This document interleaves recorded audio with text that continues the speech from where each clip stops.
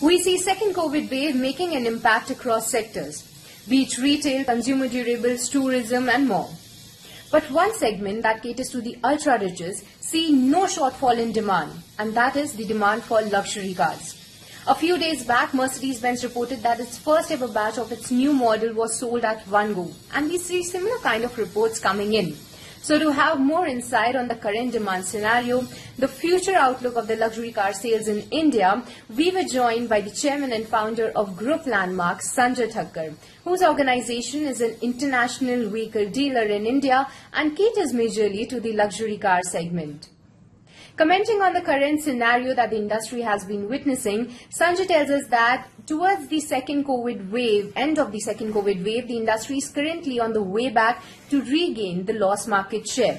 He believes that the preference for the personal mobility is somewhat driving the sales and the demand right now, and also the inclination towards the long domestic travel is also helping the sales figure.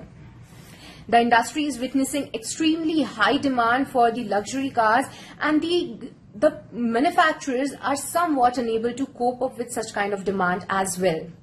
He do accept that there have been challenges on the production and the supply front due to the global chip shortages, the semiconductor issues, but nobody actually saw this kind of high demand coming up.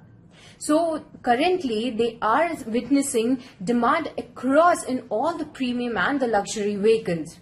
And just to highlight the statistics, he says that the number of cars that are above 10 lakhs are now somewhat around 26% to the overall market share, which were around 16% in the past 6 to 7 years. So we can see that how this luxury car segment is growing at a very fast pace.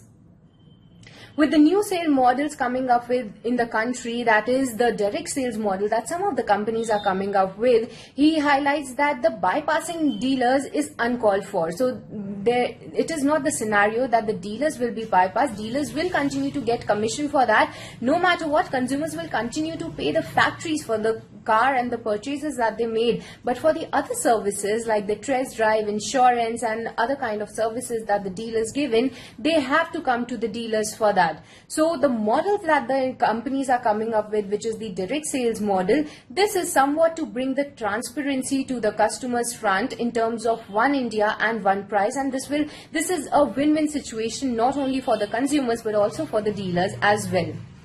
Commenting on the new launches in the Indian markets, the trend that the world has been witnessing, he says that there has been a trend towards the SUVs, and the share of the SUVs in the overall sales has been steadily increasing. The secular kind of growth phase India is entering into, he believes that the next 4 to 5 years, he can expect a bull run in the car demand market in India as well. He expects to clock double-digit growth for many years to come, and this is due to the many factors that playing is in the India story. Firstly is the per capita ownership that has been increasing, the kind of wealth creation India has been witnessing, the roads are getting better, and secondly the scrappage policy that when implemented in a full swing will help the industry to grow even more. The used car supply issue is already there, so the average age of holding car in India is around 5 to 6 years. India hasn't really showing growth in the past 5 to 6 years, but is now showing green shoots as well. Lastly, he says that the market worldwide was hit badly due to the semiconductor issue, but in the context of the Indian market, he says that our markets are witnessing good supply because the manufacturers see India as a sunrise, as going out of the way and ensuring that India's supplies are uninterrupted, and he continues to expect the luxury car segment to outperform going forward as well.